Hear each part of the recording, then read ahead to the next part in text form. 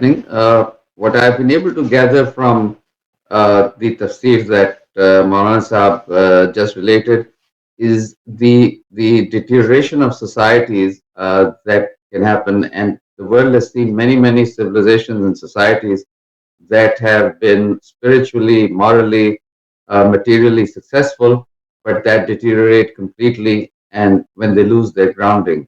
And the grounding is actually very simple. It's so well described in the surah.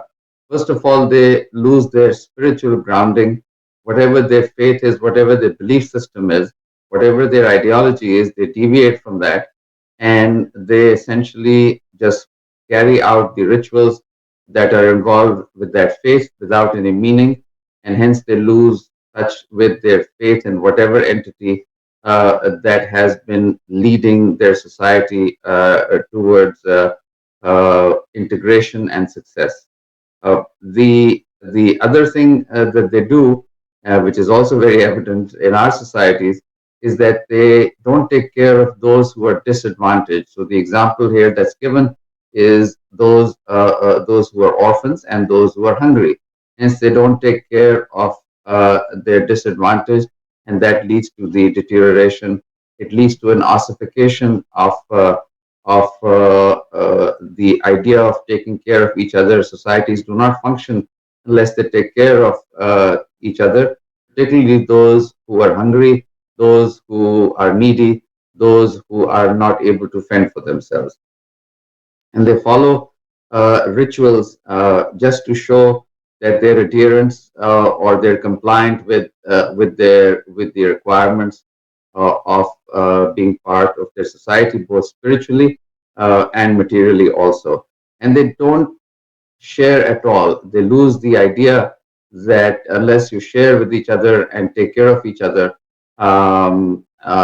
if somebody is in trouble or just normally in the course of everyday life and time, you don't take care of each other and develop a completely narcissistic existence, which I think is very prevalent in our societies. The idea that you're self-contained, that your self-sufficiency is the only thing that matters, both spiritually and materially. Societies deteriorate, and this I think is very evident in our society, particularly Muslim societies. We've been on the decline for hundreds of years, and as a society, and we've lost the idea that our faith or our belief in God is that binding force that keeps all of us thinking and feeling about the others around us, particularly those who are disadvantaged.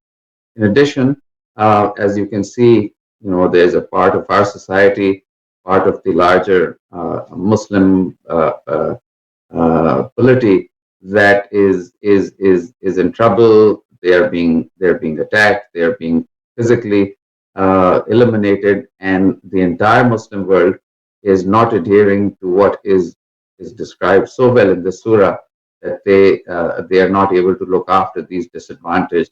And not only that, but they are not only even saying what is right.